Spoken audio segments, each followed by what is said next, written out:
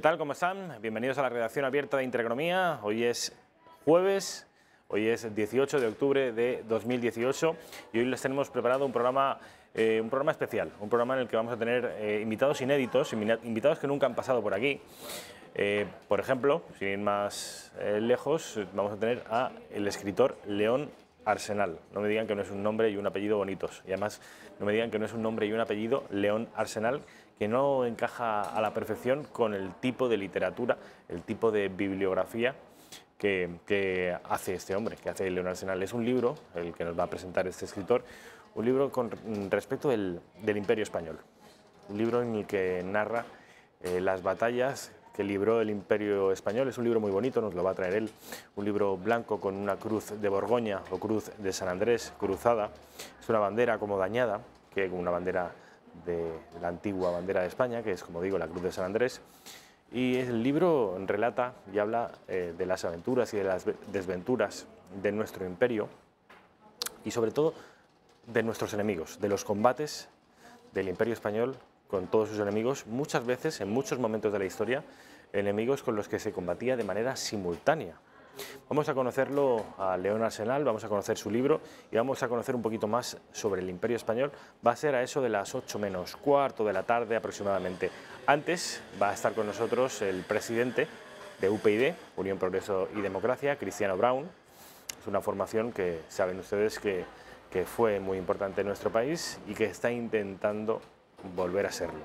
Vamos a conocer de primera mano a su presidente, a Cristiano Brown. Vamos a hacerle muchas preguntas respecto del presente del partido y sobre todo respecto del futuro. ¿Cuáles son las expectativas que tiene Unión, Progreso y Democracia? Ya saben ustedes que es el antiguo partido de Rosa Díez. Fue el partido pionero en romper el llamado bipartidismo.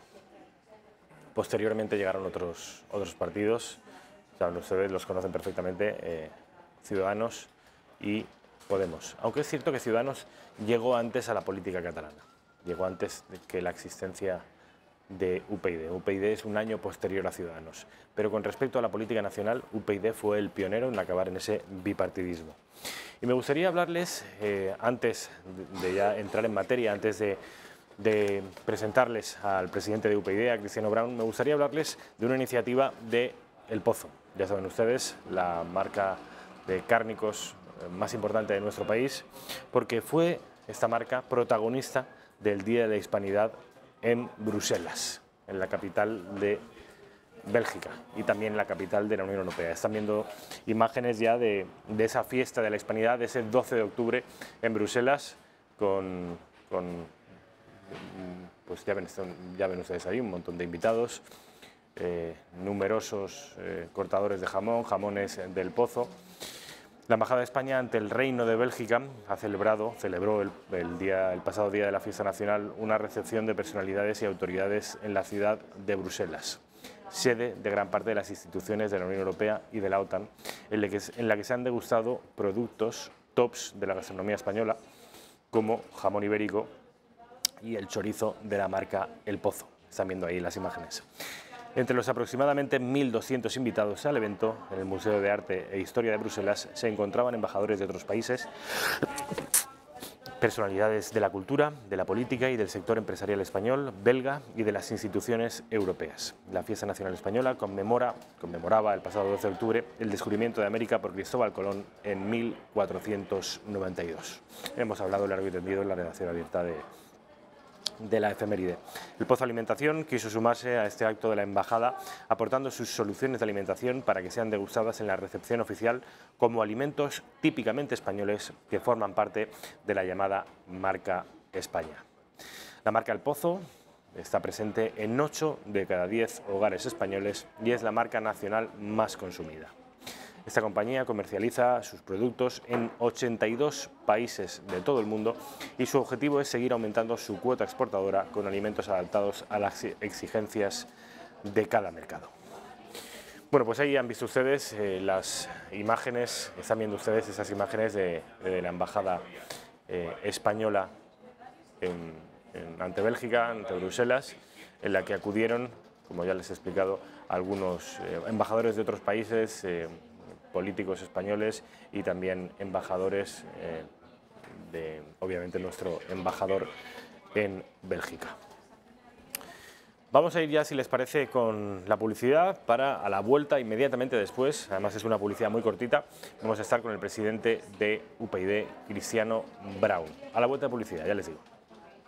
Los del Río en concierto. Disfrute de una noche con mucho arte, un espectáculo único donde el dúo más internacional interpretará sus grandes éxitos como La Macarena o Sevilla tiene un color especial y presentarán su nuevo álbum Los del Río Tropical. Todo esto en el Teatro Rialto de Madrid el 30 de octubre. Pueden comprar sus entradas en las taquillas del teatro, en entradas.com, en elcorteingles.com, en butacaoro.com o llamando al 902 488 488. No se quede sin entradas y muévase al ritmo de Los del Río.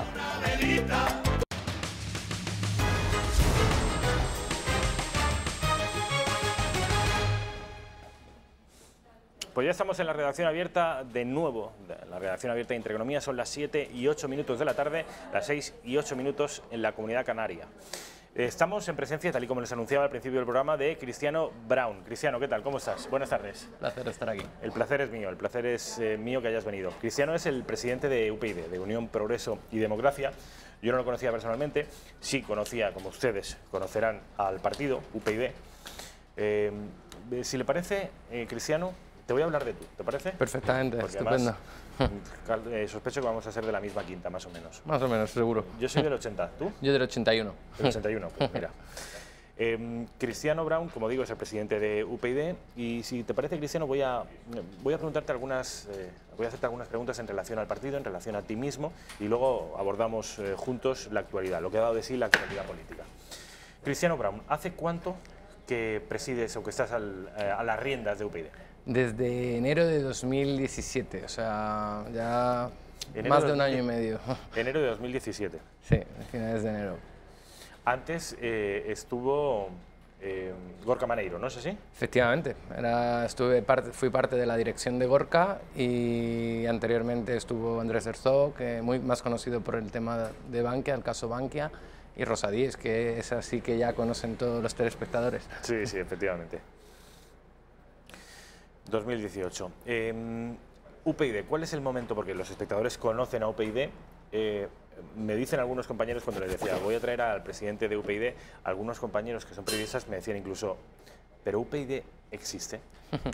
Esa es una muy buena pregunta, además existe y en las instituciones donde mantiene UPyD representación se está haciendo un gran trabajo. Instituciones tan importantes como el Parlamento Europeo, donde a día de hoy UPyD cuenta con la presencia de una eurodiputada, Maite Pagazaurtundúa, que ha hecho una labor espléndida durante toda la legislatura en el Parlamento Europeo y es muy importante recordarlo.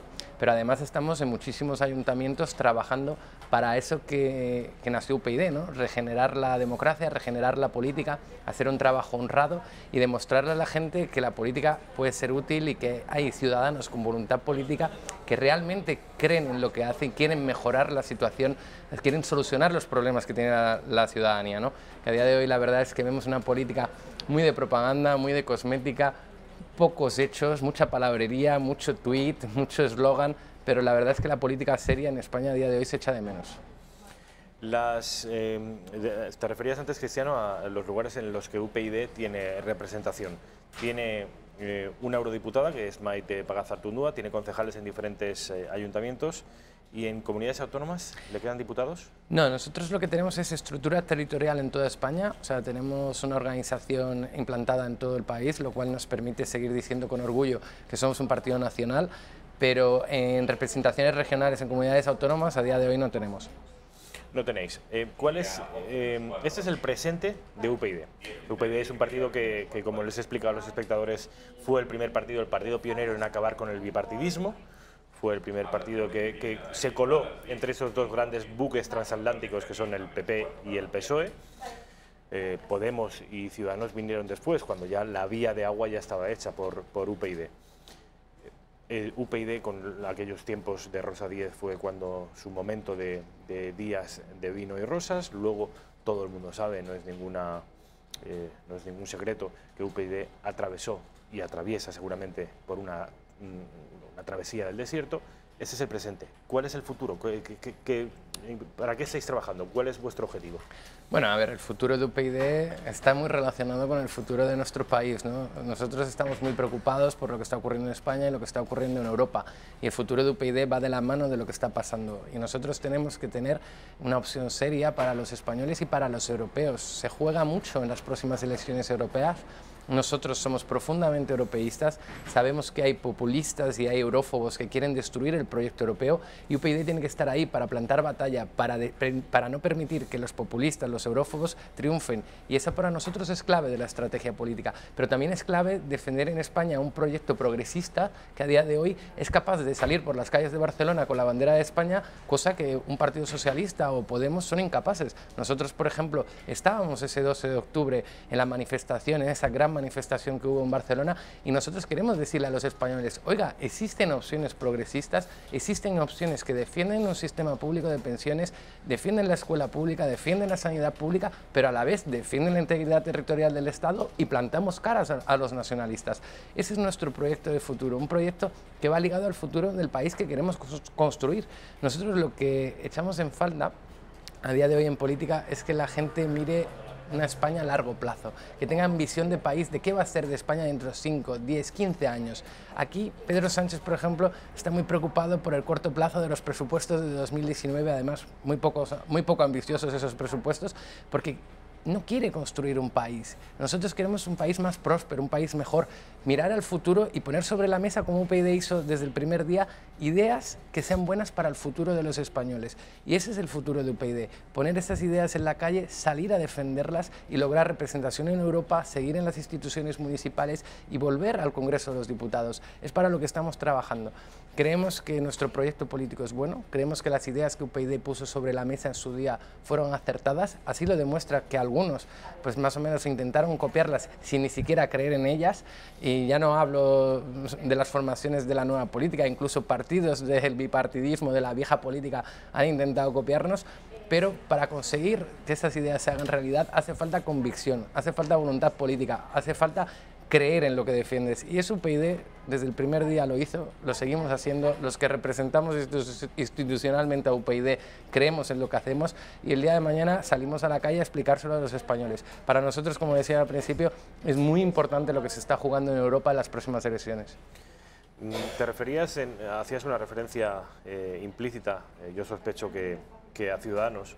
Ciudadanos no puede ser el partido que ahora escojan los que antes votaban a UPyD. Y si no es el caso, ¿por qué?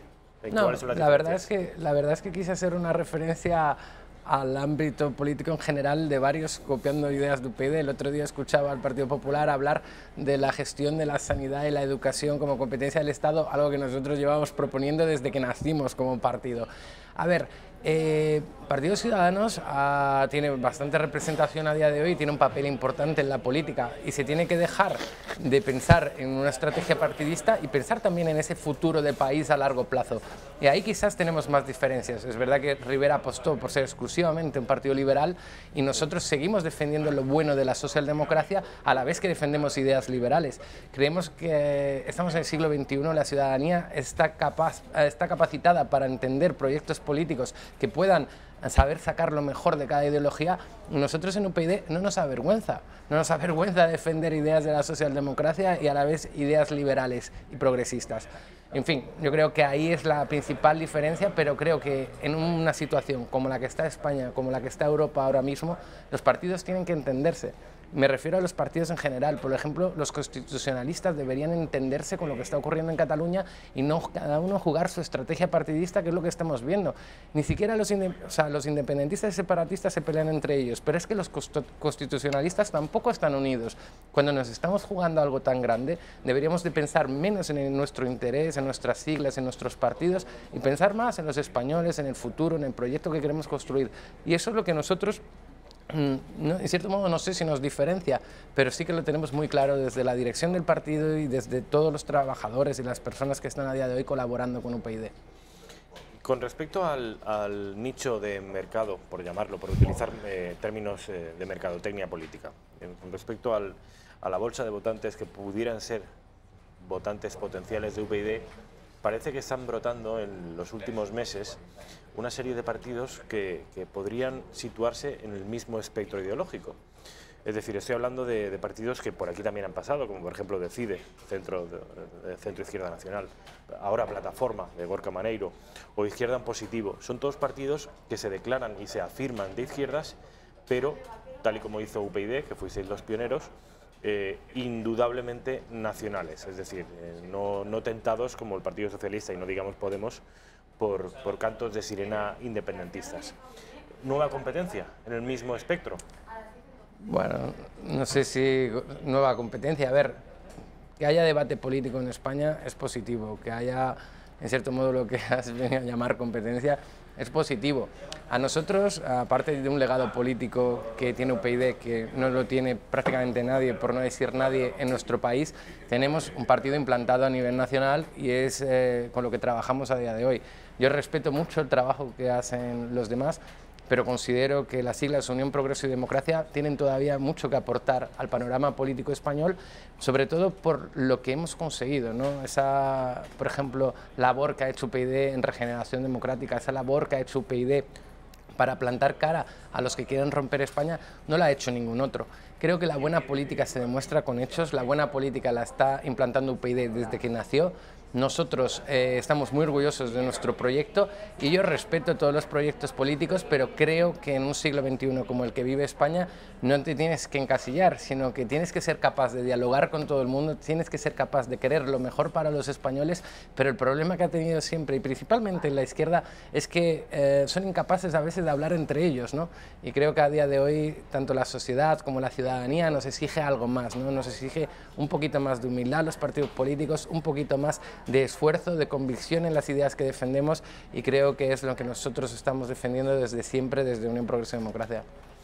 Cristiano, si te parece vamos a pasar ya a la actualidad política. Hemos estado hablando de cuándo tomas tú las riendas del partido, que nos dices que es en enero de 2017, de la actualidad del partido, de qué es lo que pretendéis, cuál sigue siendo vuestra vocación, y la importancia de las siglas y el ser herederos de unas siglas que han sido muy importantes en nuestro país, UPyD. A mí, desde luego, personalmente, UPyD me pareció siempre incluso un superpartido, en el sentido de que rompía esa tendencia cainita y regionalista de vocación localista de cierta izquierda, y además era desacomplejadamente izquierdista, cosa que... Pero perdona que te interrumpa, ha sido y sigue siendo, porque la labor, de verdad, la importancia a veces que no se le da al Parlamento Europeo, la labor que sigue haciendo UPyD en Europa es fundamental y es muy importante. Y desde Europa hemos hecho mucho para denunciar, por ejemplo, lo que está ocurriendo en Cataluña. Quiero decir, UPyD ha hecho un gran trabajo en el pasado, pero lo sigue haciendo en el presente. Y eso es muy importante decírselo a la gente. Y por supuesto seguirá haciéndolo en el futuro. Pero es muy importante dejar a la ciudadanía muy claro la importancia de trabajar en el Parlamento Europeo, porque yo he hecho en falta a políticos de otros partidos que hayan hecho tanto como ha hecho, por ejemplo, nuestra eurodiputada en esta legislatura. Creo que hemos trabajado mucho y hemos trabajado bien. Estamos bastante orgullosos de lo que vamos a presentar como resultado a los ciudadanos españoles en estas elecciones europeas, como resultado de nuestro compromiso, de la confianza que nos dieron en el 2014 ya, que ha pasado tiempo. No, desde luego. Con respecto a la actualidad política, sabes, Cristiano, que hoy a mí me parece desde luego una polémica absurda, porque tenemos, yo creo que, asuntos más graves de los que ocuparnos en nuestro país que las declaraciones de una exministra, en este caso sabes que se trata de Isabel García Tejerina, exministra de Agricultura con el último gobierno de Rajoy, que en plena pre-campaña electoral para las elecciones andaluzas se le ha ocurrido a la mujer decir lo siguiente.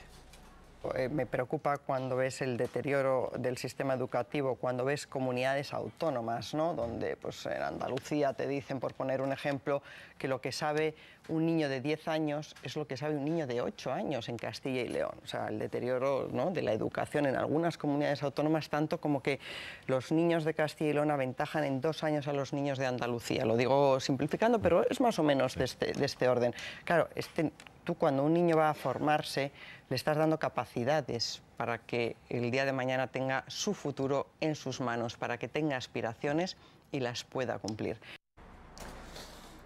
¿Qué te han parecido esas palabras? ¿Tanto como para desatar una tormenta política? Hombre, a mí me parece importante y en cierto modo me parece tardío, ¿no? Un poco hasta cierto engaño por parte del Partido Popular, que venga a reconocer públicamente algo que llevamos años denunciando. La educación en España es diferente según la comunidad autónoma en la que vivas y los resultados son distintos. Y lo que nosotros no podemos es tener una educación de primera en algunas comunidades autónomas y en otras comunidades autónomas una educación de segunda. Que ahora, por interés electoral del Partido Popular, quieran la exministra Tejerina destacarlo públicamente. A mí lo que me parece vergonzoso es cuando el PP ha tenido oportunidad de gobernar, de recuperar la competencia de educación, de garantizar la igualdad y una educación de calidad igual de buena tanto en Navarra como en Andalucía como en Extremadura. Cuando ha tenido esa oportunidad, el PP no ha sabido hacerlo. Entonces lo triste es que por puro cálculo electoral venga ahora la exministra a hacer este tipo de declaraciones, porque eso que ha contado es real. Existe una desigualdad en España en educación, como la existe también en sanidad. Y todos los ciudadanos españoles, vivan donde vivan, se merecen la mejor educación y la mejor sanidad. Entonces, que venga aquí ahora mismo el Partido Popular a intentar dar lecciones cuando ha estado gobernando hasta antes de ayer, pues sinceramente, a mí particularmente no me engaña. Espero que no engañe a los andaluces y espero que no engañe a nadie, porque el Partido Popular parece que ahora se ha caído del caballo y ha visto la luz, y el Partido Popular ha gobernado España y cuando ha tenido oportunidad de hacerlo, ¿qué ha hecho? Pues pactar con los nacionalistas, como lo hace también el Partido Socialista. ¿Con quién aprobó Rajoy sus últimos presupuestos? Pues con el PNV. O sea, por favor, desde los medios de comunicación, desde la política, tenemos que refrescar la memoria a los ciudadanos para que no caigan en esta estrategia de engaño y de comunicación como la que ha utilizado la exministra Tejerina. Es fundamental para España que la educación sea de calidad. Prácticamente lo más importante para el futuro y la prosperidad de nuestro país es la educación. Si nosotros no somos capaces de garantizar una educación de calidad en toda España, vivas donde vivas, nunca garantizaremos la prosperidad y el futuro de nuestro país. Entonces, ya no es el problema solo en Andalucía, el problema se extiende a más comunidades y lo que nosotros tenemos que conseguir es la mejor educación pública, vivas donde vivas. Entonces, hombre, yo dejaría menos estrategias de comunicación del Partido Popular y más acciones cuando han tenido oportunidad o cuando tengan oportunidad si es que gobiernan. Por cierto, que UPyD se presenta a las elecciones andaluzas. Efectivamente, estamos trabajando porque se han adelantado estas elecciones, somos un partido además muy orgulloso de tener primarias reales en las que se puede presentar cualquier afiliado sin ningún tipo de aval. El primer gran partido además en instaurar las primarias en nuestro país. Efectivamente, además unas primarias que sin avales, que es decir, cualquier afiliado que considere que se puede presentar, que considere que puede hacer una buena labor para representar a los ciudadanos, puede salir a dar un paso al frente y presentarse a las primarias de UPyD. Estamos en esa fase, finalizando la preparación de las candidaturas para presentar un proyecto progresista a los andaluces, a esos andaluces hartos de la corrupción del Partido Socialista, hartos de ver a un Partido Socialista que en vez de defender a las clases más necesitadas, se ha aprovechado de la administración pública en Andalucía para lucrarse, que eso es lo que ha hecho el PSOE en Andalucía. Y sinceramente, por pura regeneración democrática, hace falta plantearle a los andaluces un proyecto progresista, distinto al Partido Socialista, distinto a lo que representa Podemos, un proyecto progresista que defienda a España, que defienda un sistema público de calidad, y eso es lo que nosotros nos sentimos responsables de hacerlo en las próximas elecciones en diciembre en Andalucía. Estamos hablando del sistema educativo del que Isabel García Tejerina señalaba algunas disfunciones. En concreto decía que los niños castellano-leoneses van 2 años adelantados de los andaluces, o al revés, los andaluces van 2 años por detrás de los castellanos. Con respecto, digo, a este asunto de la educación, ¿cuál es el programa de UPyD? ¿Recuperar la competencia para el Estado? Efectivamente, yo creo que es crucial. Nosotros tenemos que aprender de las comunidades que mejores resultados tienen. Es obvio, sería un poco absurdo el intentar empeorar la educación allí donde se hace bien. Pero lo que tenemos es que recuperar la competencia para garantizar que esa educación de calidad llegue a todas partes y para garantizar que no haya 17 libros de textos distintos en las comunidades autónomas, que la historia que se estudia en nuestro país sea la misma en País Vasco y sea la misma en Andalucía. Tenemos que recuperar la educación para garantizar en cierto modo la igualdad de oportunidades. Estamos hablando de algo básico. Es fundamental que la educación en nuestro país sea de calidad, pero tiene que ser de calidad para todos. No puede haber una España de primera y una España de segunda, y eso es fundamental. La educación es el futuro. Yo creo que lo que más nos preocupa a todos a día de hoy para el progreso del país es la formación de nuestros jóvenes, la formación de nuestros hijos, de nuestros sobrinos, de nuestros familiares, porque eso es lo que el día de mañana va a construir la España del futuro. Y es clave invertir en educación, aumentar la inversión, aprender de los mejores y progresar. Y es fundamental que lo coordine el Estado, que eso sea competencia estatal para garantizar que sea realmente igualitaria en España y que luego la gestión sí podemos debatir hasta qué punto las comunidades autónomas pueden gestionar. Esto, Cristiano, que plantea UPyD es revolucionario. No existe un partido ahora mismo con representación que proponga algo así. Bueno, yo creo, estoy convencido de que lo hemos planteado desde el principio, desde que hemos nacido como partido, y pese a ser tan revolucionario, pese a ser bueno para España, hay algunos partidos que todavía no lo han sabido entender. Pero eso, más que culpa de entender la idea, es culpa de los partidos políticos, de cómo están constituidos internamente. Los varones de los partidos que tienen poderes regionales saben que gestionando educación y sanidad, saben que ahí tienen bastante dinero que administrar y bastante poder, y no están dispuestos a ceder cuotas de poder al Estado. Entonces, ¿qué pasa? Que los partidos políticos del bipartidismo, principalmente el Partido Popular y el Partido Socialista, nunca se han querido desprender de una competencia que a nivel regional les da tanto poder. Pero hay que pensar más que en el bien del partido, en el bien de los españoles, más que en contentar a los varones de los partidos, en contentar a los ciudadanos con las iniciativas que realizas. Y creo que recuperar educación para el Estado cada vez lo ve la ciudadanía más claro. En cierto modo creo que si hay algo, porque todo lo que está ocurriendo en Cataluña es bastante negativo, pero si hay algo que ayuda mucho a abrir los ojos de los ciudadanos es cuando vemos el adoctrinamiento en las escuelas de Cataluña y vemos que eso no se puede permitir que siga ocurriendo en nuestro país. No se puede permitir que vayan profesores repartiendo lazos amarillos a los estudiantes. No se pueden permitir que los profesores vayan con lazos amarillos a clase y en cierto modo intenten decir que no están adoctrinando a los chavales o que ellos no saben el significado político de lo que es ese lazo amarillo. No, eso no se puede permitir en nuestro país y hace falta que eso el Estado tome una decisión y no mire para otro lado, que es lo que está haciendo a día de hoy el gobierno de Pedro Sánchez. La educación recuperada para el Estado. ¿Y la sanidad? ¿Tiene UPyD en el aspecto sanitario alguna directriz? Efectivamente, en la misma línea, lo comentaba anteriormente, la sanidad es básica. No puede ser que tú tengas un calendario de vacunas diferente en Madrid que en otra comunidad autónoma, que tú tengas acceso a unas vacunas en una comunidad y en otras no. Es un ejemplo claro de la injusticia del país en el que vivimos.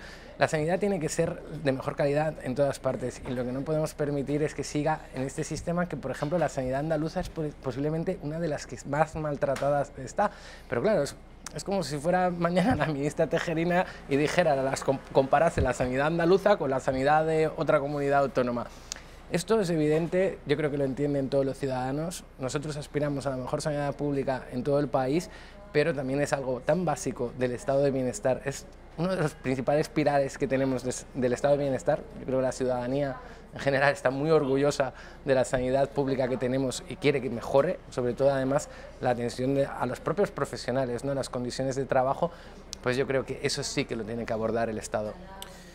Estamos hablando de actualidad política, pero como verán ustedes es una entrevista muy entreverada porque atendemos también a mi interés personal, pero entiendo que también el suyo. UPyD sigue siendo UPyD, sigue defendiendo lo mismo, estamos viendo que efectivamente es así. Sanidad, racionalizarla y que todos los españoles sean iguales ante una misma sanidad con las mismas prestaciones. Lo mismo con la educación. Con respecto del modelo territorial, yo recuerdo que UPyD apostaba por el modelo federal. ¿Sigue siendo la opuesta de UPyD, un modelo federal? Efectivamente, pero hay que decirle a los españoles, prácticamente lo que tiene España ya a día de hoy es un modelo federal. O sea, no nos asustemos con la palabra federal. Hay gente que se cree que al transformar España en un modelo federal iba a cambiar mucho. No, iba a ser la realidad. De hecho, ese modelo federal lo que tenemos que hacer, un modelo federal y simétrico, donde las competencias de las comunidades autónomas estén blindadas y no sea, por ejemplo, el mercadeo habitual que estamos viendo, que a ver si cedemos una competencia más o menos a determinada comunidad autónoma. Debíamos blindar las competencias para que no ocurra este mercadeo y sí, transformar a España en un modelo federal pero simétrico, no como defienden algunos partidos como puede ser el Partido Socialista, este modelo asimétrico que en el fondo lo que pretende es contentar a los nacionalistas y fomentar la desigualdad de nuestro país. Entonces no, nosotros sí queremos un modelo federal porque prácticamente es lo que existe en España a día de hoy, solo que nosotros lo llamamos comunidades autónomas. Pero ese modelo federal que tenga unas competencias blindadas, que no sea ese mercadeo. Esas competencias blindadas pues pasa por lo que hablábamos anteriormente, ¿no? Que una serie de competencias vuelvan al Estado y que otras competencias estén en manos de las comunidades autónomas. No estamos en contra del sistema autonómico, o sea, pero sí que consideramos que España hay que llamar las cosas por su nombre y España es de facto un modelo federal. Hemos visto a la exministra de Agricultura, Isabel García Tejerina. Vamos a ver cuál es la respuesta de la presidenta de la Junta de Andalucía, Susana Díaz. La respuesta a esa, en fin, a esa reflexión polémica y controvertida para algunos, según la cual los niños castellanos van 2 años por delante de los niños andaluces. La presidenta de Andalucía no se lo ha tomado muy bien. Vean. Esto de enfrentar territorios, de despreciar a Andalucía, de mirar a esta tierra con desdén por encima del hombro, ha sido una práctica habitual de la derecha, que toma más temperatura cada vez que se acerca un periodo electoral y desprecia, entre otras cosas, que esos niños de los que ella habla son los niños que construyen Airbus y se ensamblan en Toulouse, los niños y niñas que han construido el tren ultrasónico, el piloto en el mundo, Hyperloop, aquí en Cádiz, concretamente en el puerto o en Jerez, los que operan en los hospitales tocando el saxo para no tocar las capacidades musicales de quien se somete a esa operación, o los que salvan la vida de un hermano con la de otro, o los que son una referencia en la marca España en el sector agroalimentario en el mundo. Esos son los niños a los que desprecia. Qué bien lo está rentabilizando el ataque, ¿eh? Sí, bueno, la verdad es que lo está intentando rentabilizar, pero a Susana Díaz se le tenía que caer la cara de vergüenza por la gestión que ha hecho, porque las principales competencias que tiene una comunidad autónoma es educación y sanidad. Y el resultado es que en Andalucía es francamente mejorable. Yo creo que Susana Díaz ha querido sacar una serie de ejemplos, se nota ahí las tablas de una persona política que lleva tiempo representando a los ciudadanos, pero la realidad es la que es, y a día de hoy los andaluces no se les engaña. Todos saben perfectamente que la educación en Andalucía es francamente mejorable, la sanidad en Andalucía es francamente mejorable, y ha intentado, pues, como bien has dicho, rentabilizar unas declaraciones que solo critico por el hecho de ser oportunistas para una campaña electoral, porque el Partido Popular se ha dado cuenta ahora que hay diferencias en educación entre las comunidades autónomas. Vamos, por favor, creo que todos lo sabíamos, solo que lo han evidenciado. Cristiano, sabes que estamos en un periodo de negociación de los presupuestos generales del Estado, que el otro día presentaron en el Congreso tanto el Partido Socialista como Podemos un modelo de presupuestos que entendemos que no será el definitivo, en tanto que tiene que pasar y tiene que negociarse, tiene que pasar por el Congreso. A ti, antes de ver las reacciones que se siguen produciendo a esos presupuestos, a ti, así a priori, ¿qué te parecieron? Bueno, son unos presupuestos, aparte poco ambiciosos, como decía anteriormente, que no piensan en construir un proyecto para España a largo plazo. Son unos presupuestos de propaganda, cosméticos, que intentan buscar el titular, intentando con palabras agradar a los ciudadanos más necesitados, pero les faltan medidas profundas que supongan verdaderas mejoras para el día de mañana para la ciudadanía. Es decir, son unos presupuestos que, aparte de no tener los apoyos suficientes, aparte ya de estar cuestionado, que mañana parece ser que ya nos mandan una carta desde Europa para cuestionarse los presupuestos del señor Sánchez, son unos presupuestos que en el fondo lo que buscan es la propaganda. Es una estrategia tanto del señor Iglesias como del señor Sánchez de poner una serie de mensajes en positivo, ilusionar a la ciudadanía, de forma que si no salen, pues la ciudad van a ir de víctimas, ¿no? Como pidiendo el voto. Nosotros lo intentamos y no lo conseguimos, y de todas formas, si sale, la ciudadanía se va a dar cuenta que realmente no están mejorando su situación, sino lo que están intentando es captar votos a través de propaganda. No afrontan el problema económico de España. Me parece positivo subir el salario mínimo interprofesional, pero tú tienes que modificar la economía, el modelo productivo, para que España prospere, para que las empresas ganen más dinero y se pueda subir ese salario mínimo interprofesional. Solo con una medida, sin un conjunto de medidas que vayan a la par para cambiar el modelo productivo de nuestro país, no tiene mucho sentido. Pero es verdad, es positiva, suena bien, es difícil criticarla, pero pensemos sinceros, hablemos a la sociedad como se merece. Hay que subir el salario mínimo, pero hay también que reformar, por ejemplo, el sistema energético para que nuestras empresas sean más competitivas. Hay que hacer otra serie de medidas que Pedro Sánchez no ha puesto en esos presupuestos. Y aparte que a día de hoy creo que ya está cuestionado los presupuestos como un engaño, porque ya se está hablando de que 6.000 millones de euros de recortes que tiene que incluir en el presupuesto, pero solo los van a incluir después de las elecciones andaluzas. Lo cual, aparte de que sean unos presupuestos cosméticos y de propaganda, son unos presupuestos que pretenden, una vez más, engañar a la ciudadanía, porque solo solo van a decir los recortes de verdad cuando hayan pasado las elecciones en Andalucía. Y eso sí que los ciudadanos tomen nota, porque el engaño en política debería pasar factura a estas personas, al señor Iglesias, al señor Sánchez, que lo que han salido es a vender unos presupuestos que saben que no van a poder cumplir. Además de todas estas críticas, Cristiano, que les haces a los presupuestos, estoy seguro que compartirás conmigo una última crítica, una crítica más. Y es que, para bochorno de todos los españoles, van a ser unos presupuestos que, si finalmente ven la luz, va a tener la llave un preso separatista y se van a negociar en una cárcel en Lledonera. Sabes que mañana va Pablo Iglesias a visitar a Oriol Junqueras y va a intentar arrancarle un compromiso de apoyo a los presupuestos. Vamos a escuchar, ahora me dices tu opinión, pero me gustaría que viéramos al presidente de Ciudadanos, Albert Rivera, qué le ha parecido o qué le parece esto que se va a celebrar mañana en una cárcel, esta negociación presupuestaria del cuarto estado, según el Producto Interior Bruto de la Unión Europea, y la 12ª potencia económica mundial, cuyos presupuestos, ya digo, se negocian mañana en una cárcel. Albert Rivera. A mí me parece que lo que va a suceder mañana en una cárcel española es una humillación al pueblo español. Que la sanidad española, que la educación española, que la ley de dependencia, que las pensiones dependan de un vis a vis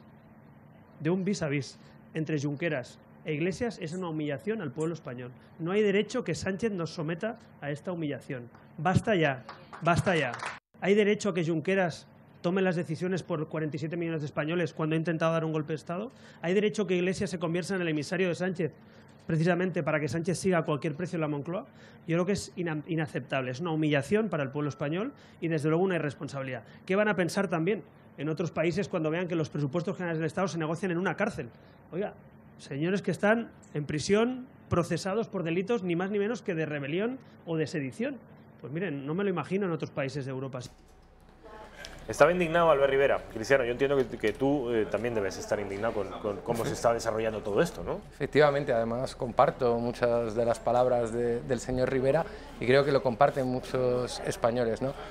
Hombre, hay que decir que del señor Iglesias no nos sorprendemos. O sea, el señor Iglesias siempre ha coqueteado con los separatistas, pero también con los amigos de los terroristas. Quiero decir, con el señor Otegi. Eso también parece ser que ya lo está haciendo Zapatero en nombre de Sánchez para negociar esos presupuestos. Con lo cual, a día de hoy creo que este espectáculo lamentable que estamos viendo en la política española, vergonzoso y repugnante o humillante, como decía el señor Rivera, pues hombre, a todos los que defendemos un proyecto de país, a todos los que defendemos la integridad de España, a todos los que respetamos la política, porque creo que la política donde se tiene que hacer es en el Parlamento y no en la cárcel con una persona que está ahí por haber incumplido las leyes. Es que parece ser que al final le vamos a comprar el discurso a los nacionalistas de que son presos políticos. No, no, no. Que tengamos muy claro, esa persona está ahí porque se le va a juzgar por cometer o presuntamente cometer una serie de delitos muy graves. Entonces, estoy de acuerdo con que es indigno, o sea, la sociedad no se merece ver al señor Iglesias negociando los presupuestos generales del Estado como un emisario del señor Sánchez en una cárcel. Pero es el tipo de política que tenemos a día de hoy en nuestro país. O sea, faltan políticos con altura de miras, faltan políticos con sentido de Estado, faltan políticos, el propio presidente del gobierno. Un partido como el socialista, un partido con años y años de historia, que esté cometiendo estos errores gobernando con globos sondas cada día, dando bandazos, con incoherencias, pues hombre, es un poquito, deja mucho que desear de la clase política que tenemos a día de hoy. Y la muestra de que Iglesias mañana vaya a la cárcel es otro espectáculo más que va buscando los focos de las cámaras, que va buscando, en cierto modo, la escenografía, más que unos proyectos de presupuestos que realmente salven al país. Entonces, bueno, mañana estaremos todos atentos al espectáculo político que nos ha preparado Podemos, que está acostumbrada a preparar espectáculo, y nosotros, pues bueno, tristemente tenemos que verlo y analizarlo, porque mañana seguro te tocará hablar de esa visita. El espectáculo político, dice nuestro invitado, Cristiano Brown, y efectivamente es un show lo que nos tiene preparado habitualmente Podemos, y mañana quizá ese show llega a su estado, a su cenit, a su cumbre, intentando arrancar el compromiso para unos presupuestos que, ya digo, que no son los de Namibia o Surinam, con todo el respeto, que son los presupuestos de una nación de 47 millones de personas, que es la 12ª potencia del mundo, y que, ya digo, los va a decidir un preso que ha estado intentando durante el año pasado acabar con el Estado de Derecho en una nación de la Unión Europea. Yo no sé si cabe mayor bochorno. Sí, quizás sí cabe, Cristiano, y es que después de esta bajada de pantalones, encima los separatistas, que es lo que suele ocurrir, no lo agradezcan, sino todo lo contrario, digan que por supuesto que es insuficiente. Porque esto es lo que ha dicho Elsa Artadi, ya saben que es una de las portavoces del Gobierno de la Generalitat, que ha dicho que está bien que vaya Pablo Iglesias, pero que el que importa, el que corta el bacalao aquí es Pedro Sánchez y que debería presentarse él en la cárcel. Escuchen a Elsa Artadi. Bueno, nosotros celebramos siempre que haya reuniones de políticos que reconozcan los presos políticos catalanes, el exilio, y por tanto en este sentido bienvenido el viaje de Pablo Iglesias. Si esta reunión tiene que versar sobre los presupuestos del Gobierno del Estado, entendemos que quien ha de hacer la interlocución directamente es Pedro Sánchez o es su Gobierno, que son los interesados en aprobar estos presupuestos. Bueno, pues esta es el Artadi, que no, parece que no es suficiente. Para los nacionalistas nunca nada es suficiente, ¿eh? Efectivamente, y esto solo se arregla de una manera, y que lo sepan los ciudadanos, o cambiamos la ley electoral. Yo sé que lo repetimos mucho en UPyD, pero o dejamos de permitir a los nacionalistas que chantajeen con los presupuestos generales del Estado desde el Congreso de los Diputados, o esto no va a tener solución, porque ahora ha tocado negociar con políticos sin altura de miras, políticos que están en la cárcel, políticos que están huidos, pero esta ha sido la tónica de España durante mucho tiempo, tener que negociar los presupuestos con los nacionalistas, y eso pasa por cambiar la ley electoral. Hacer un sistema electoral más justo, hacer un sistema electoral donde los nacionalistas, si el Senado tiene que existir, pues que estén en una Cámara de representación territorial.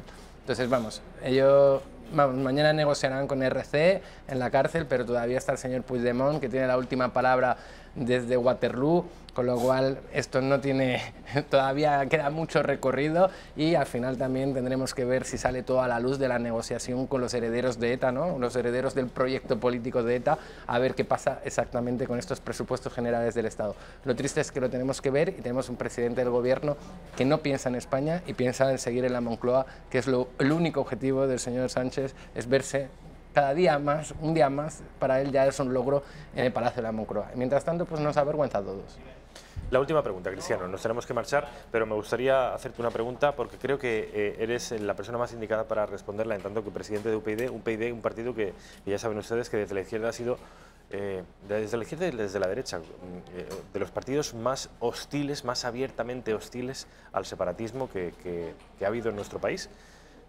¿Cómo habéis vivido el golpe de Estado y cuáles son vuestras recetas para que esto no se vuelva a producir? ¿Qué propone UPyD? ¿Cómo solucionarlo? Bueno, primero hay que recordar que UPyD ya puso las recetas sobre la mesa antes, porque lo veíamos venir. Decíamos que convocar un referéndum ilegítimo debía estar recogido en el Código Penal. Había una serie de propuestas que UPyD ya dijo hacía tiempo que había que aplicar el 155. Algunos calcularon hasta el último momento para pedirlo, y nosotros llevábamos bastante tiempo advirtiendo de lo que estaba ocurriendo. O sea, de cierto modo, una de las primeras recetas sería no hacer lo que está haciendo el señor Sánchez, que es mirar para otro lado. Tú tienes un problema y tienes que afrontarlo.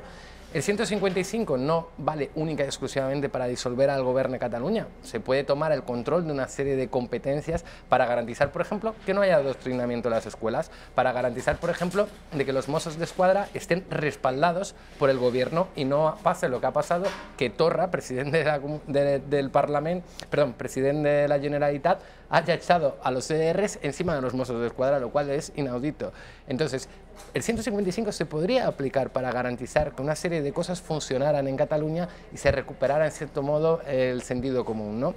Pero a día de hoy lo principal es no mirar para otro lado y reconocer un problema. El Partido Socialista nos metió a España en un gran problema cuando Zapatero se dedicó a obviar la crisis económica, a mirar para otro lado.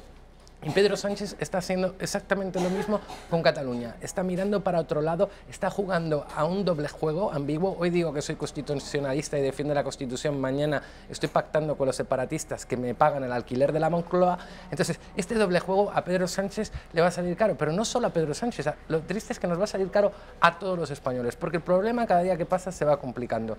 Y hace falta que alguien tome cartas en el asunto. Y el presidente del Gobierno no está por la labor de tomar cartas en el asunto, porque lo único que le interesa interesa es seguir en la Moncloa. Entonces la primera receta es no mirar para otro lado y tomar las medidas oportunas para recuperar al menos que los servicios públicos de calidad, porque lo que quieren los catalanes a día de hoy es que su sanidad funcione bien, que su educación funcione bien, que puedan salir a la calle sin tensión, que ahora mismo existe tensión en las escuelas, existe tensión en los gimnasios, existe tensión en las propias familias. Entonces, lo que quieren los catalanes principalmente es vivir en paz. Nosotros los políticos estamos para solucionar problemas, no para crear problemas. Y lo que parece ser que nuestros políticos han decidido para tener más espectáculo, para intentar tener más votos, para intentar tener más atracción mediática, crearnos más problemas de los que ya tenemos. Aquí las familias tienen muchos problemas en nuestro país y lo que necesitamos son políticos con altura de miras que sepan solucionar problemas y no enredarlo más. Y a día de hoy, por el camino tristemente que va España, parece que va a haber mucho más enredo en los próximos meses en vez de soluciones. Bueno, pues ha sido un placer, Cristiano Braun, presidente de UPyD. Muchas gracias. Muchas gracias por venir. Ya saben ustedes que UPyD está viva y coleando, lo pueden comprobar. Y además con las mismas recetas que siempre, y recordándonos, como lo acaba de recordarnos Cristiano, que ellos lo advirtieron y ellos propusieron recuperar esa ley que en algún momento retiró Zapatero, según la cual la celebración de un referéndum ilegal estaría penado con cárcel. Esto lo propuso, es cierto, UPyD, y el bipartidismo, tanto PP como PSOE, lo ignoraron. Luego Carles Puigdemont y antes Artur Mas celebraron sendos referéndums de independencia. Cristiano Braun, espero verte más por aquí. Mil gracias. Muchísimas gracias. Publicidad, y a la vuelta estamos con León Arsenal, ya saben ustedes, los enemigos del imperio. Vamos a ver qué cuenta León en este nuevo libro.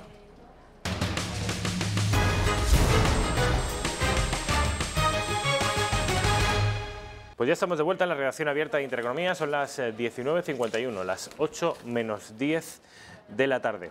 Y tal y como les decíamos, tenemos a un nuevo invitado que responde al nombre de León Arsenal. No me digan ustedes que no es un bonito nombre y un bonito apellido para dedicarse a escribir libros de la historia de España, y en este caso de la historia militar, de la historia imperial de España. Porque ya paso a presentarles a nuestro invitado, León Arsenal. ¿Qué tal? Buenas tardes. Hola, buenas tardes. León Arsenal ha escrito un libro, y además es un libro que yo describía como incluso su portada muy atractiva, desde un punto de vista del diseño es muy bonito, porque es un libro que se titula Enemigos del Imperio. Así es. Y es una cruz, lo que en realidad envuelve al libro es una suerte de bandera, porque se nota la textura de la bandera, una bandera incluso bañada como salida después de un combate. Y es un libro que está envuelto por la bandera de la Cruz de Borgoña o la Cruz de San Andrés, ¿no es así? Así es. Es un libro que está editado por EDAF, ¿no es así? En efecto. Como todos los... siempre lo digo, que cuando traemos algún invitado que ha escrito y ha publicado en EDAF, a mí siempre me interesa remarcarlo, cuando alguien hace algo bien, o alguna empresa, como es el caso de esta editorial, hace algo bien, hay que subrayarlo y hay que aplaudirlo, porque EDAF edita muy bien, además suele traer ilustraciones, iconografías, fotografías, y hace a los libros mucho más didácticos, mucho más pedagógicos. Cuéntanos, León, tu libro, Enemigos del Imperio, que además ha salido hace muy poquito, hace menos de un mes, ¿no es así? Sí, alrededor de un mes. Bueno, Enemigos del Imperio en realidad es un paseo no exhaustivo, porque es imposible, por los enemigos a los que se enfrentó la monarquía hispánica, lo que vulgarmente conocemos como el Imperio Español, a lo largo de sus 4 siglos, pero yo me centro en conflictos no con otras potencias globales, como pudieron ser Inglaterra o los turcos, y también, bueno, pues evito todos los procesos de emancipación que llegaron a la creación de las repúblicas americanas. Lo que me interesaba a mí es más por qué se produjeron estos conflictos, por qué se llegó a ellos, qué consecuencias tuvieron para los participantes.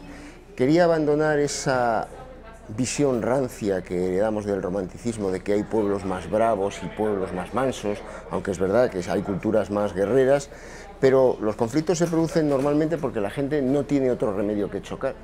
Es decir, una cultura como la de los comanches, nómadas cazadores, dedicados al cuatreo y a la caza de esclavos, no tenían más remedio que chocar con los españoles, que eran una potencia en expansión y, digamos, una civilización agrícola. Y lo mismo pasó, por ejemplo, en el Tucumán, donde los españoles necesitaban ese territorio no especialmente fértil, pero sin él no podían conectar el Perú, Chile o el Río de la Plata. Y claro, los indígenas calchaquíes pues no podían dejar que les expulsaran de sus valles porque no tenían a dónde ir.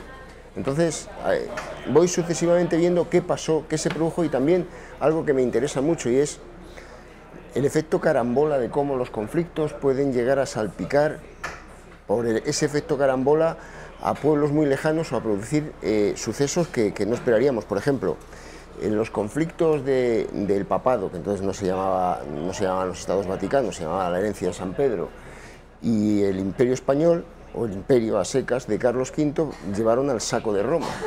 Pero el saco de Roma, en última instancia, como bueno, los españoles y los alemanes desmandados arrasaron Roma, es curioso porque, claro, el Papa quedó tan aterrado que cuando Enrique VIII de Inglaterra le pidió el divorcio de su esposa española y tía de Carlos V, dijo: uy, deja que esto me vuelven a quemar la casa. Y al final, lo que podía haber sido una separación normal, como el Papa concedió a otros monarcas, acabó en un cabreo monumental de Enrique VIII y en el gran cisma anglicano. ¿Quién diría ese es el efecto carambola? ¿Cómo los sucesos producen otros sucesos que producen otros sucesos? Y ahí vemos, bueno, que ocurre también, por ejemplo, el loco intento de los escoceses de crear un imperio colonial a expensas de los españoles. En el siglo XVII les arruinó al punto de que tuvieron que pedir ayuda a Inglaterra, e Inglaterra les dijo que les ayudaba económicamente a salir de la bancarrota que les había producido esa locura de querer arrebatar parte del istmo de Panamá a los españoles, pero que a cambio debían disolver su parlamento y ir a un solo parlamento. Ahí nació el Reino Unido de Gran Bretaña, curiosamente, nadie lo esperaría. Bueno, gracias a nosotros, ese efecto carambola, efectivamente, gracias a que los escoceses quisieron tener un imperio colonial como lo teníamos los españoles, lo tenían los ingleses, lo tenían los franceses, también los alemanes quisieron tenerlo, y bueno, pues concibieron la absurda idea de apoderarse del Darién, que era pues una parte que los españoles no tenían habitada en el istmo de Panamá. Claro, no pensaron por qué los españoles no habían habitado eso. Los colonos escoceses, los pobres, a los 3 meses de llegar el 90% habían muerto de fiebres. Los españoles se limitaron a llegar y decirle: bueno, coger los barcos y largaos los que podáis, porque otra cosa ahí no hubo. Y además hay un caso curioso, y tampoco me voy a extender, pero que los españoles, cuando asediaron a los escoceses, tras un intercambio de disparos muy veloz, los escoceses pues decidieron rendirse, pero se vieron todos en un problema. Los escoceses no hablaban español y los españoles no hablaban escocés. Todos los que debían ir debían ser un poco de monte, porque claro, que no hubiera ni un español que no supiera inglés, ni un escocés que no supiera español, que era la gran potencia global, pero bueno, el caso es que tuvieron que apañárselas en latín, como pudieron. Y en latín negociaron las paces y les dejaron largarse. Estas son las cosas que me interesan, esos rincones que normalmente no transitamos demasiados ocupados con la gran historia. Es decir, no las grandes batallas de la historia ni las grandes confrontaciones con otras potencias, sino la intrahistoria de la historia, puede ser. También, pero sí son grandes batallas. Lo que pasa es que, vamos a decir que se elige como... Es curioso, pero en historia a mí me da la impresión, o a lo mejor ya lo habrá dicho alguien porque todo está dicho, pero bueno, yo no lo he leído, pero no pretendo atribuirlo. Lo mismo que en literatura, en música, en cine había un canon, parece que en historia hay un canon. Entonces hay una historia canónica que se decide en cuáles son los grandes sucesos y lo demás se relega a historia menor. Y entonces tenemos una historia canónica y nos cuentan, bueno, pues esta batalla, este evento, y luego, pero llegas y dices, no, un momento, pero esto ocurrió también, y sin esto no se entiende esto tan gordo. Entonces, eso es un poco lo que me interesa, la historia no canónica, pero que es tan importante. Pero con consecuencias tan o más importante que la canónica. Si los españoles hubieran perdido el Tucumán, el imperio español en Sudamérica hubiera colapsado por imposibilidad de conectar los grandes territorios del Perú, Chile y el Río de la Plata, por ejemplo. ¿Y nadie ha oído hablar de ello. ¿Y cuándo estuvo a punto de perder Tucumán? ¿En qué momento y contra quién? En cualquier momento. Los calchaquíes no solamente eran gente muy brava, sino que es que además luchaban por su supervivencia. Los españoles libraron 3 guerras, las 3 guerras calchaquíes, pero la primera y la segunda de verdad llegaron a estar contra las cuerdas. Murió cantidad de gente, quedó todo arrasado, en la primera guerra calchaquí quedaron reducidos a una ciudad.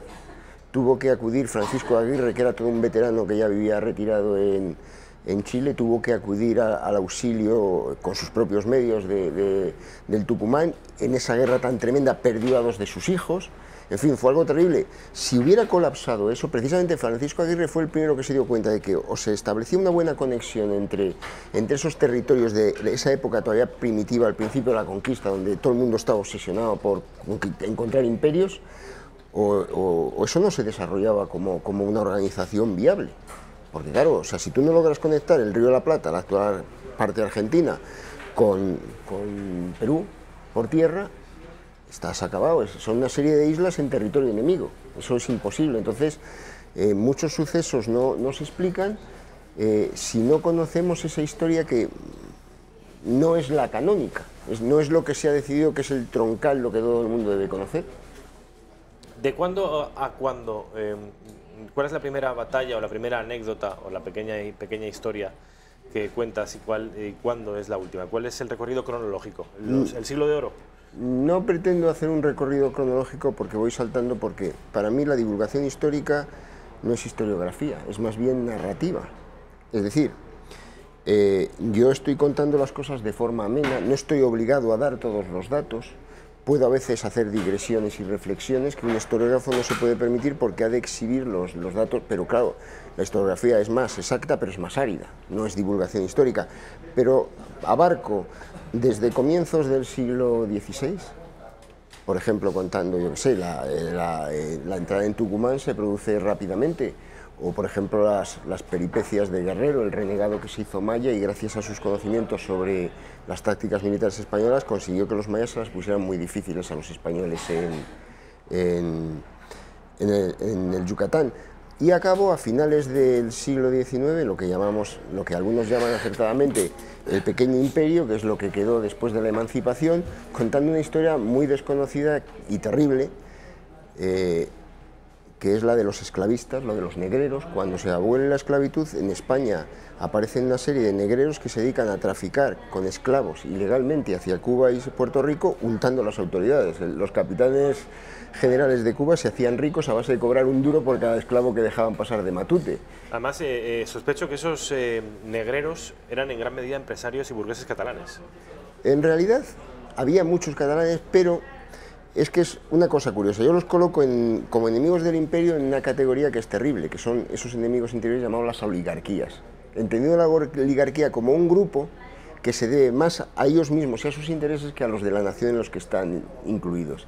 Y estos oligarcas, que eran los negreros y también los indianos y también la sacarocracia cubana, que eran los grandes terratenientes explotadores del azúcar, que fueron unos tipos que en 1837, cuando se quiso abolir la esclavitud, dijeron que si se abolía la esclavitud, ellos se independizaban y se unían a los estados unionistas de Estados Unidos.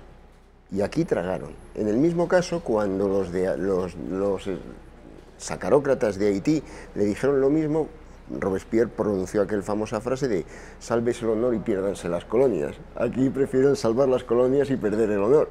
Eso es una excepción en realidad en la historia de España, porque España se ha guiado más por una cuestión trascendente, metafísica de la vida, más que por lo material. Claro, es que eso es un fenómeno moderno. En España, de hecho, la esclavitud fue abolida de facto a finales del siglo XVIII, cuando los últimos esclavos, que eran prisioneros berberiscos capturados en combate, fueron entregados formalmente al embajador turco.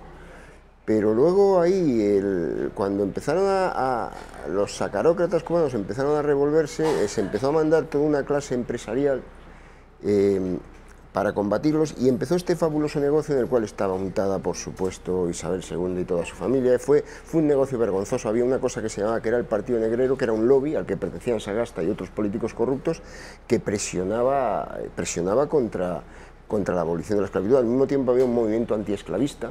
Ya en 1812 Isidoro de Antillón, un eximio hombre que fue el que prohibió los castigos en las escuelas y defendía la preeminencia de los jueces frente a los políticos, en fin, pronunció tremendos alegatos contra la esclavitud, con el resultado que le pegaron una paliza que le mataron. Esto es lo que te cabe esperar en España a veces.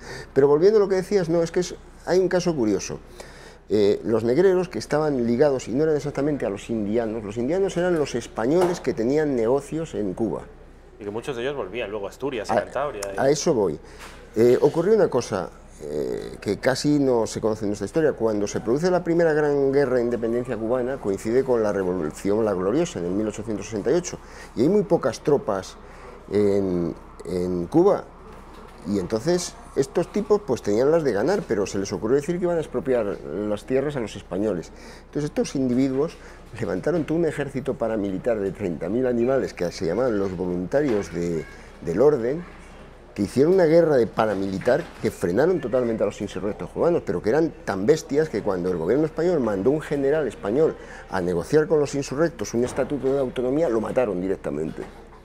Y aquí viene la cosa curiosa, aunque ganaron esa guerra, pues después llegaron tropas españolas y tal, muchos de esos negociantes, unos cubanos, o sea, perdón, unos catalanes y otros no, decidieron que era mejor diversificar los negocios. Y entonces muchos metieron sus dineros en la especulación inmobiliaria, y la gran operación especulativa inmobiliaria de los años posteriores a esas guerras fue en Sánchez de Barcelona. Y entonces se creó ahí toda una clase empresarial forjada, sí, mediante los dineros habidos en Cuba. Unos negreros y otros no. Es cierto que no podías dejar de estar en contacto con los negreros si tenías negocios en Cuba, pero no todos eran negreros. Ahora, esos mismos tipos, esa misma oligarquía fue la que sus hijos, años después, convencieron al general Primo de Rivera para que diera un golpe de Estado y acabara con el desorden. Pero bueno, eso ya sí que escapa a mi libro. Y otra generación después convencieron a Franco para que hiciera lo propio en Barcelona. Efectivamente, los oligarcas siempre velan por su negocio y todo lo demás. Por eso yo los coloco entre los enemigos, porque son unos tipos que velan por lo suyo y solo favorecen a la nación en la que están, no aquí, en todos lados, mientras los intereses corren parejos. Cuando los intereses divergen, y ese fue un buen ejemplo, el de los sacarócratas cubanos. Dices, León, que a mí esto me parece interesante porque yo tengo otro punto de vista. Dices que las oligarquías se han guiado tradicionalmente por sus propios intereses y cuando han tenido que elegir los intereses propios y los de la nación, han escogido los propios. ¿Sabes que existe un relato según el cual España no es una nación vigorosa desde el punto de vista territorial, no es una nación tan unida y tan perfectamente homogénea como es Francia, precisamente por una, dicen, esto lo podemos discutir, por una falta de proceso de ilustración y por una falta de unas oligarquías industriosas que se hayan puesto al servicio de la nación, que, como sí que ocurrió, por ejemplo, en Francia? Es decir, no siempre en todos los países las oligarquías son antinacionales. Aquí lo fueron, pero, por ejemplo, el caso francés, se pusieron a construir un país. Claro, pero eran oligarquías nuevas. Es que el proceso francés trae consigo un proceso revolucionario y el derrocamiento y la muerte y el exilio de buena parte de la antigua oligarquía. En España la última revolución que triunfó fue el triunfo de los Borbones frente a los austracistas, que por lo menos cambiaron un poco el viejo régimen y ese desbarajuste, suprimieron aranceles internos, tal cual. Modernizaron un poco el país, ¿no? Sí, o sea, fue una verdadera revolución. Aquí no faltó la ilustración. Esto es uno de los mantras, ¿eh? Esto es uno de los mantras autofóbicos de los españoles. Me interesa mucho que abundes aquí, porque además yo sé que has estado hace bien poquito en una jornada sobre la leyenda negra, de la que nos ha hablado mucho aquí Javier Santamarta, que ha estado Iván Vélez, que ha estado Pedro Insúa, y este señor, León Arsenal, también ha estado. De manera que me interesa mucho que abundes en eso, en ese mantra según el cual aquí no hubo liberalismo, no hubo ilustración. Vamos a ver, aquí la ilustración se produce igual o antes que en otros países. Aquí, a raíz de las ideas que nos llegan de fuera, ya en el siglo XVII, 1600 y pico, aparece el movimiento de los novatores, que es un apodo despectivo que le dan, estos que vienen a innovar, estos son los novatores, que son pensadores que ya son protoilustrados. Y aquí la ilustración se desarrolla perfectamente. Lo único que no se desarrolla es la ilustración política. Eso eso de que los Borbones trajeron la ilustración, bueno, como todos los regímenes autoritarios, como decimos ahora, les interesaba lo que les interesaba y lo que no les interesaba no se desarrollaba. Esto es decir, por ejemplo, China. En China se desarrolla la Internet que les interesa, la que no les interesa no se desarrolla, lo cual no quiere decir que no hay Internet, sino que la tecnología es la que a ellos les interesa. Les interesa hacer móviles, se hacen móviles, no les interesa redes sociales libres, pues no las hay.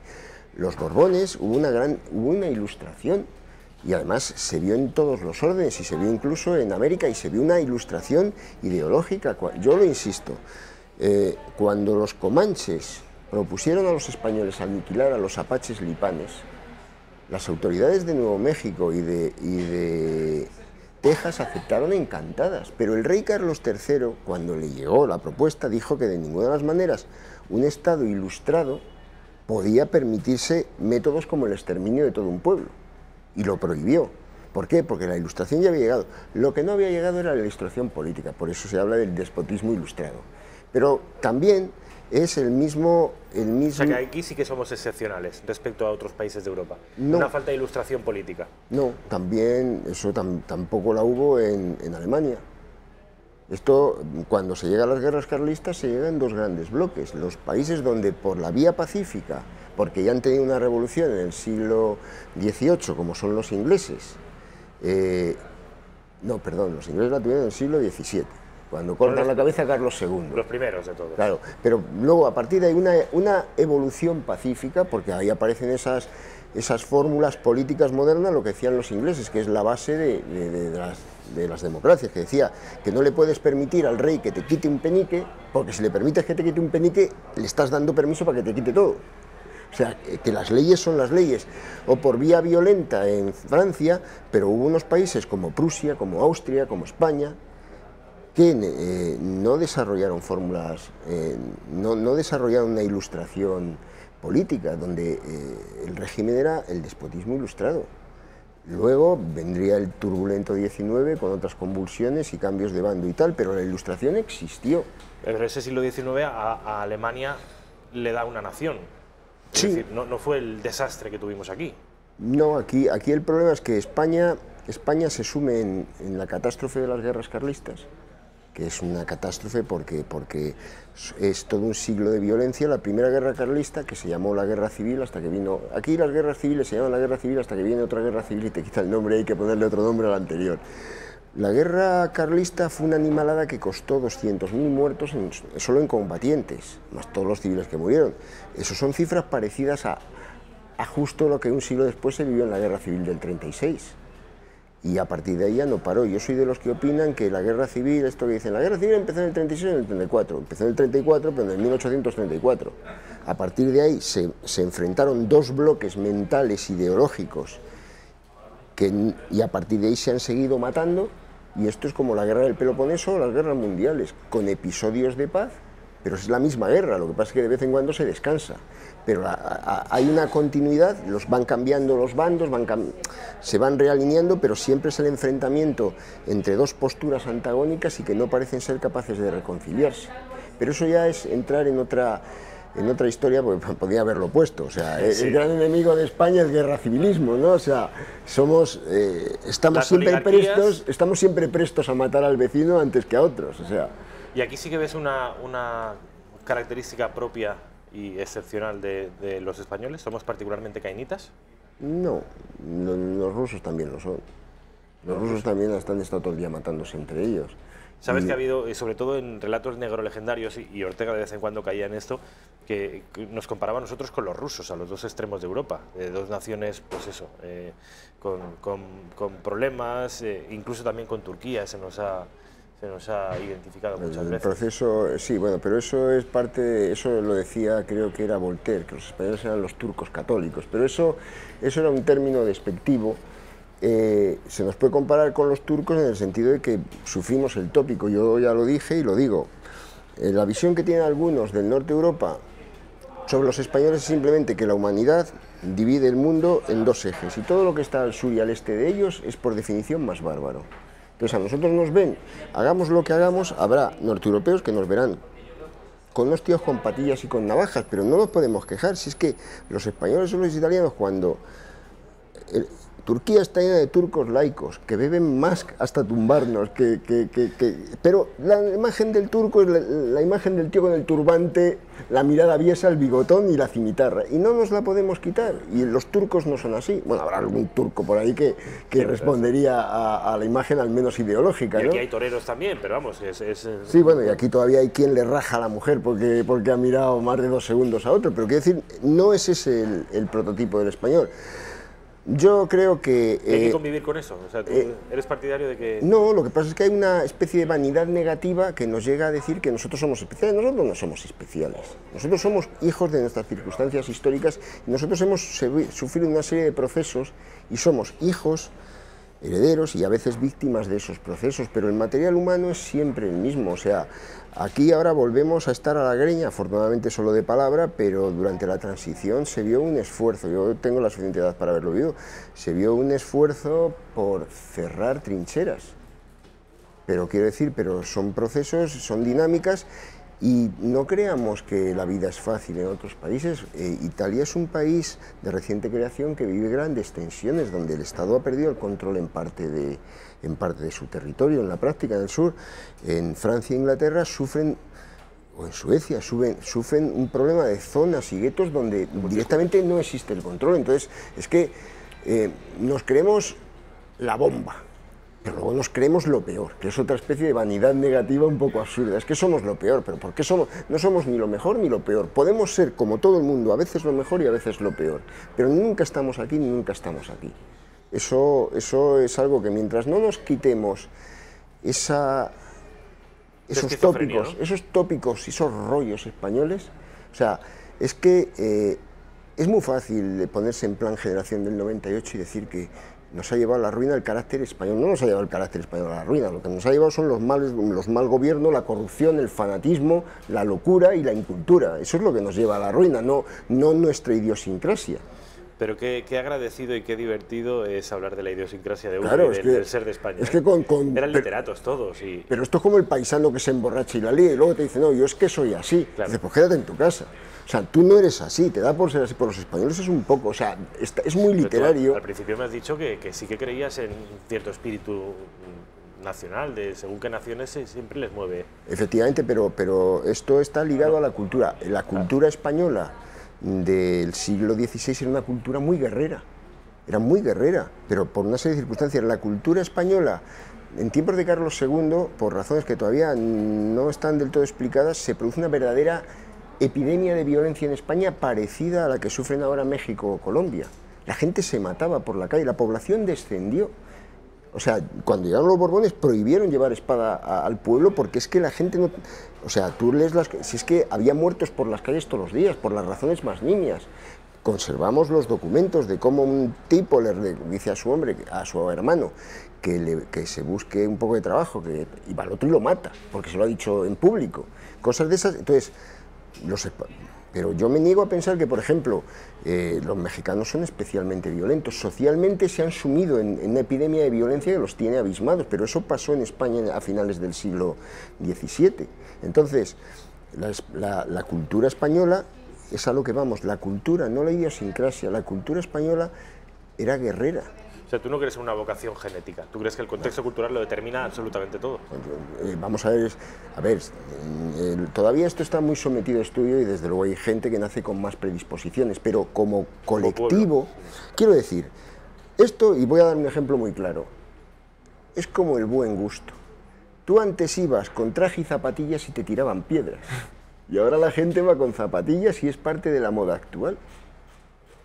Yeah. Antes llevar la barba así descuidada y corta era símbolo de dejadez y ahora se lleva así. Entonces, lo que quiero decir es, hay individuos, hay por supuesto predisposiciones, hay genes que predisponen más a la bronca, si se me permite, pero como colectivo, un pueblo que alberga a gente de una diversidad genética, no podemos decir que genéticamente tal pueblo o cual pueblo es más sangriento. Por ejemplo, a mis abuelos ver la sangre, como estaban acostumbrados a la matanza del pueblo, no les costaba nada, porque era la costumbre.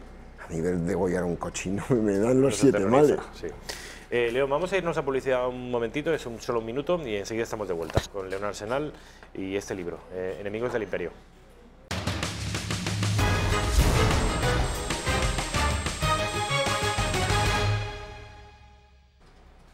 Pues ya estamos de vuelta en la redacción abierta de Intereconomía, son las 8:20 de la tarde. Enseguida retomamos la conversación tan interesante que teníamos con León Arsenal, con el autor de Enemigos del Imperio, editorial EDAF, pero antes me gustaría que vieran esto que tengo aquí.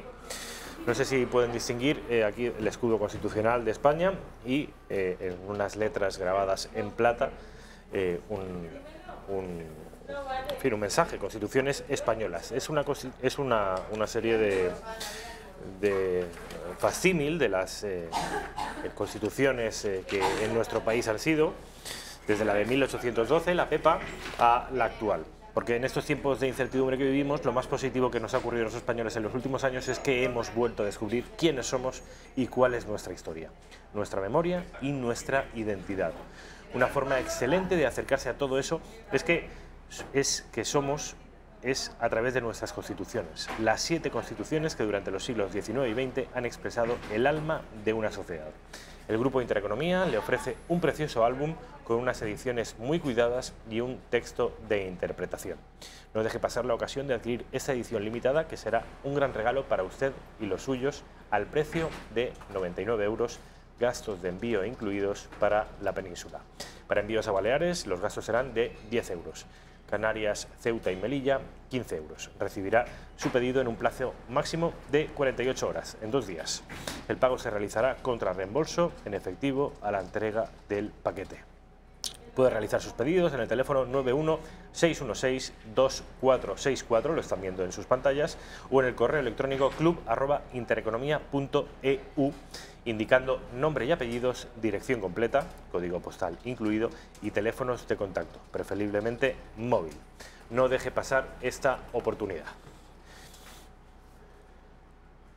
Aquí tienen ustedes, lo que están viendo son las 7 constituciones que en nuestra historia han sido, y además un octavo texto interpretativo de esas constituciones. De manera que ya saben, por 99 € en este pack tan lujoso puede ser suyo. Y seguimos, León, hablando de los enemigos del imperio. Este libro que vamos a poder, en cuanto tengamos la portada, esta portada de la que yo antes les hablaba, una portada muy bonita, un acierto con la Cruz de San Andrés o Cruz de Borgoña, que por cierto, ¿podrías explicarle, León, si eres tan amable? Vamos a ver esa portada, porque además me va a dar pie a hablar de esa aspa roja, aspa de Borgoña o Cruz de San Andrés. No sé si se fijan ustedes a eso que me refería yo antes, esos parecen disparos de bala, como si tuviera una textura de tela la portada. Enemigos del imperio. León, ese aspa roja, ¿qué significa? Eso es la Cruz de Borgoña. Y la Cruz de Borgoña es, bueno, llega a España porque Carlos V, que siempre le llamamos Carlos V, aunque en realidad era Carlos I, pues era descendiente y tenía la posesión de Borgoña. Entonces se incorporó, más allá luego de que el imperio y la corona hispánica se separasen con Felipe II, esa Cruz de Borgoña quedó incorporado a la simbología española y fue un elemento tradicional. De hecho, está en muchos regimientos, en muchos tercios y tal, figuraba de una forma u otra la Cruz de Borgoña.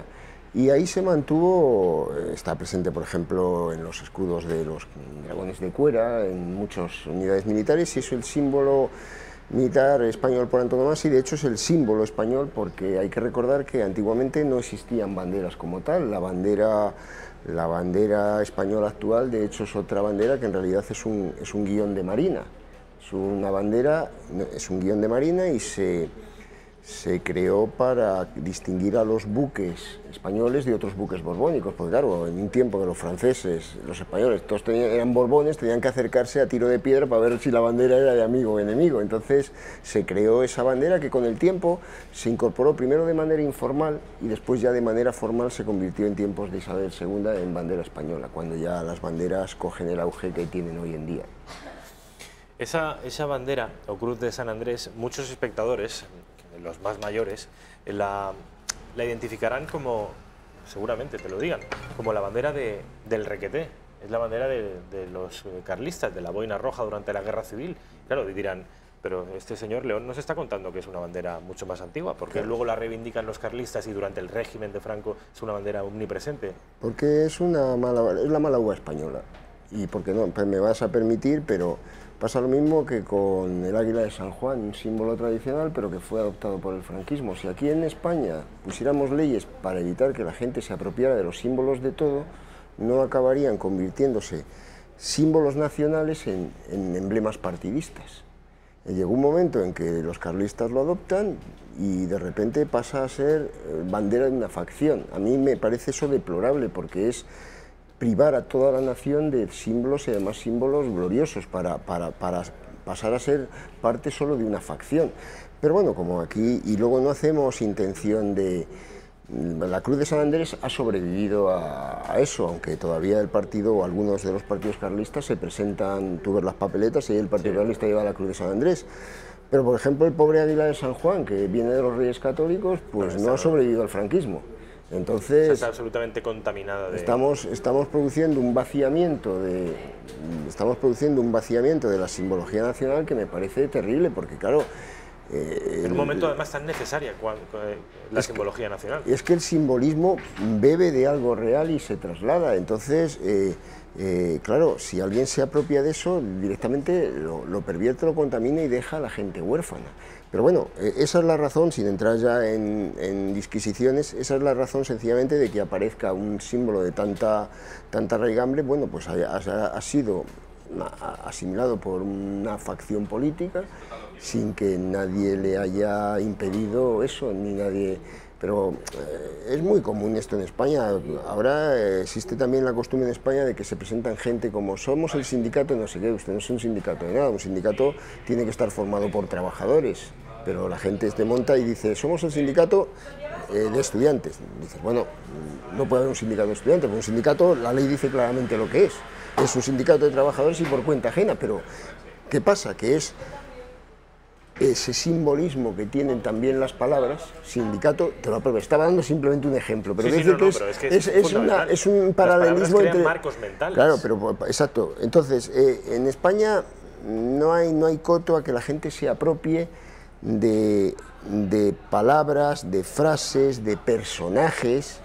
Es como cuando dicen aquello de es más facha que Don Pelayo, y decías, pobre Don Pelayo, o sea, que vivió y realizó sus hazañas más de 1000 años antes de que cualquier ideología de corte derechista o fascista o lo que fuera apareciera. Pero bueno, por la apropiación en el siglo XIX y luego el XX de una serie de figuras históricas, pues... ¿La apropiación de figuras históricas o la expulsión por parte de los ilustrados de una serie de iconos que hasta ese momento habían sido iconos de la nación? Esto ya no vale, hay que cerrar con 7 llaves el sepulcro del Cid y nos tenemos que olvidar de Pelayo. Yo creo que fue un error muy español y al revés. El rebrote de una especie de nacionalismo de corte romántico que empieza a buscar, como en toda Europa, su justificación en las grandes figuras heroicas de la historia, llega a que todos estos regímenes neocoloniales y conservadores se apropian de ellas. Pero entonces los liberales, en vez de defender que eso es de todos, lo que hacen es demoler un poco, y con eso cerramos el círculo, porque creo que estamos acabando, que es lo que les ha pasado a algunos españoles. Asumir la leyenda negra como herramienta para demoler un gobierno enemigo. Tenemos que irnos, León. Has cerrado el círculo, pero me gustaría volver a invitarte porque se me ha hecho cortísima y hemos estado 40 minutos, fíjate. Bueno. León Arsenal, autor de Enemigas del Imperio, editorial de EDAF. Ha sido un placer que estés aquí. Mil gracias. Les dejo con el informativo de Intereconomía.